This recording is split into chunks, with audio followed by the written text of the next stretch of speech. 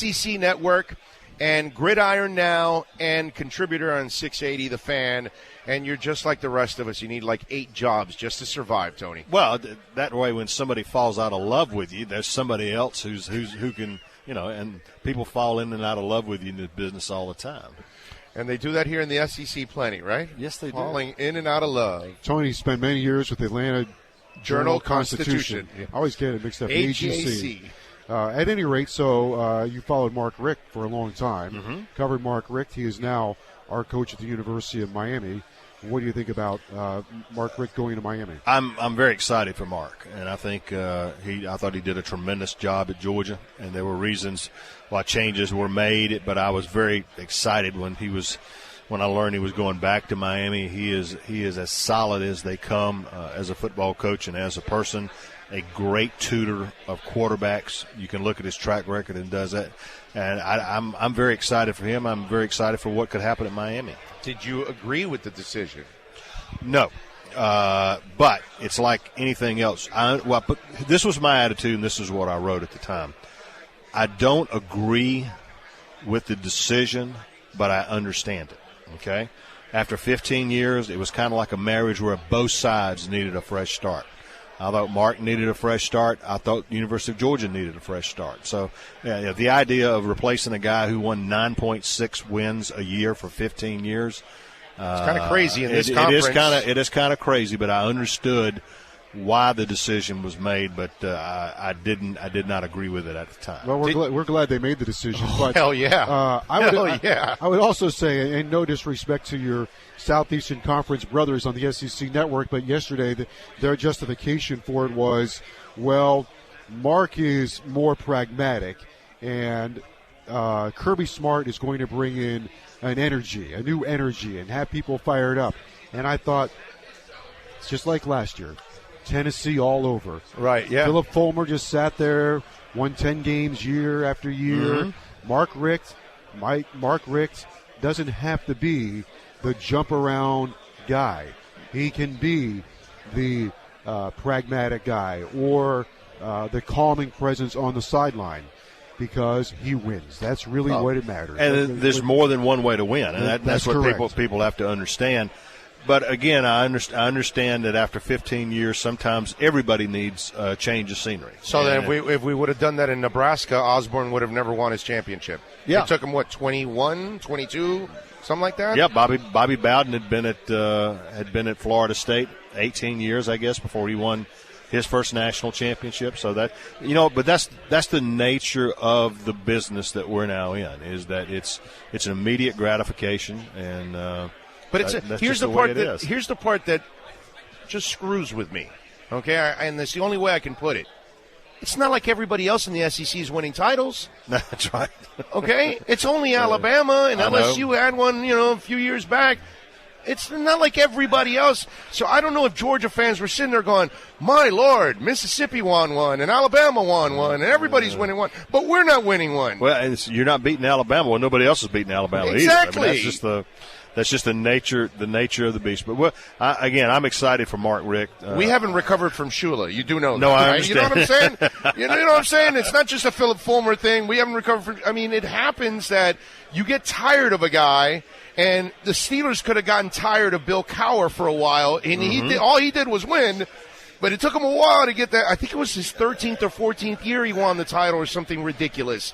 And so sometimes, you have to have a little luck. Things have to play your way. And that's what seemed like to happen to Georgia at times when they were in that position. One or two things kind of fell apart. Well, I mean, let's take the SEC championship game of 2012. Georgia's on the 5-yard line. They make 5 yards. They beat Alabama. They go play Notre Dame, and they had to kill Notre Dame for the national championship. And we were never having this discussion, and Mark Richt would still be the head coach at Georgia. That's how close these. And I always tell people, look, in every league in college football, particularly in the SEC, the season you have is going to come down to a handful of plays and a handful of games.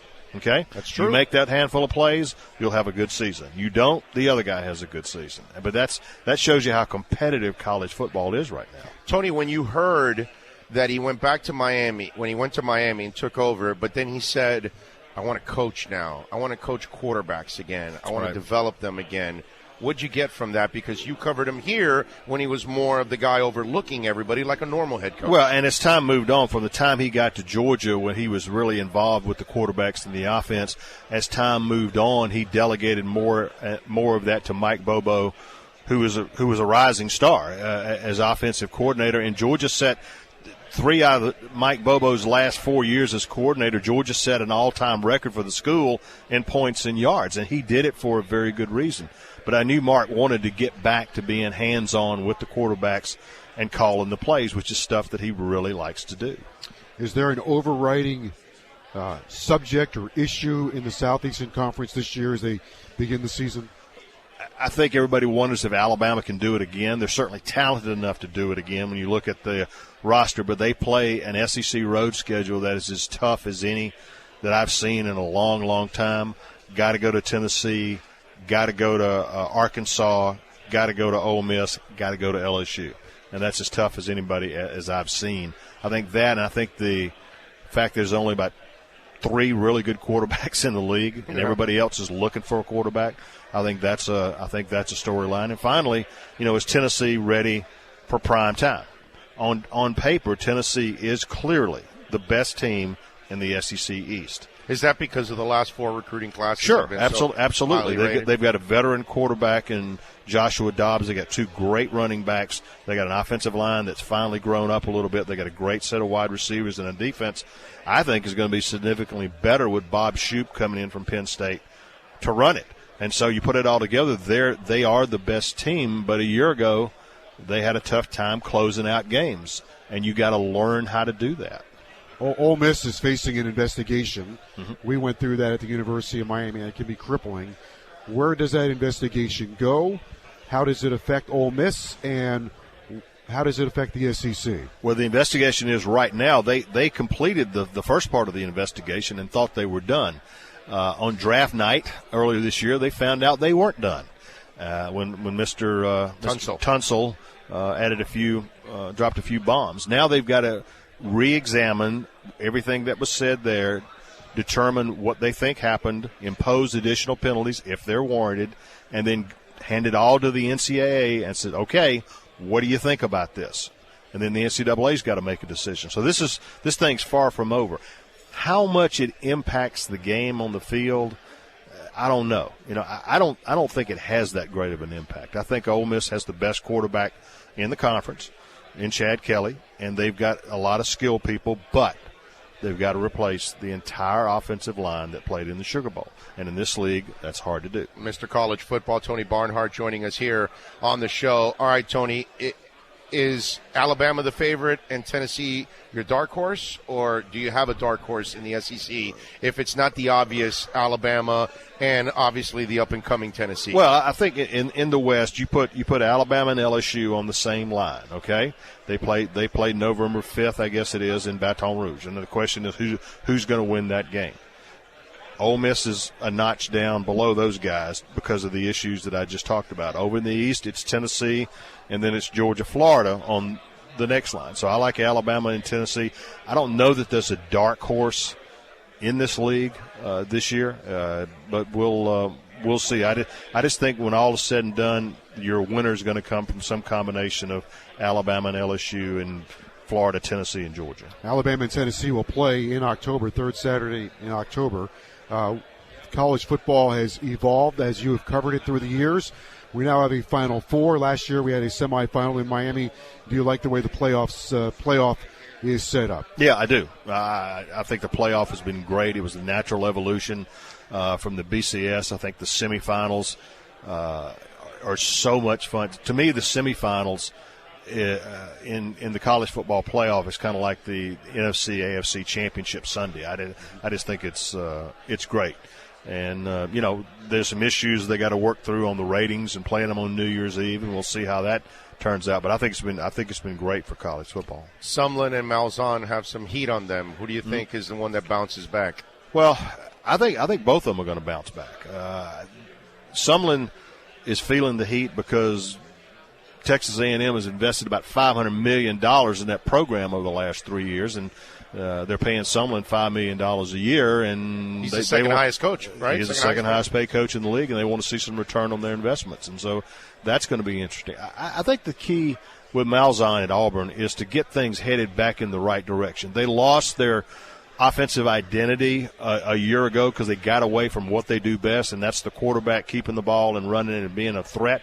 They got to get back to that, and if they can, I think they've got to have a chance to have a good season. They're not as good as Alabama. They're not as good as LSU, so and they may not be as good as Ole Miss. But is Franklin the answer? Franklin, from a talent standpoint, is the answer. But here's the problem: James Franklin III is 175 pounds dripping wet. All right, Nick Marshall, who ran the offense very well for 2 years, was 210 pounds and thick, a former defensive back, and so Franklin has the talent to be the guy, but can he hold up under the pounding? I don't know. You know, Auburn, I mentioned this to Dari Noka yesterday, and I think he got offended by it, which the equalizer or the thing you try to do in college football where you can get an advantage is through scheduling. And Auburn plays their first 5 games at home. And his response to me was, well, you see who they're playing. And I said, yeah, I see who they're playing. They play Clemson, Arkansas State, Texas A&M, LSU, and Louisiana Monroe. All right, so 3 of those are non-conference games, and Texas A&M is picked for 5th in the conference, 1 spot above Auburn. So it's not on paper it might look like murderer's row because of the name of Texas A&M and LSU. Of course, Clemson did play for the national championship, but they're not leaving home until the middle of October. Right, and that's a good thing, and that's a bad thing. It's a good thing when you're going through it. But on the back end, when the injuries start to pile up, what's that going to be like? Do you guys basically give out of gas? And so Auburn's got a lot to prove this year. And I think we talked about the offense, but defensively, they basically got in the ditch after Carl Lawson, their defensive end, got hurt in the first game. They stayed in the ditch for about 6 games. They've got to improve on that end. And, you were saying about Murderer's Row and talking about Tennessee, they got a stretch where they go Florida, at Georgia, at Texas A&M, and Alabama. Right. That's their season right there. No, there's no doubt about it. There's no doubt about it. And I think, listen, for Tennessee, it's real simple. September 24th, Florida comes to Knoxville.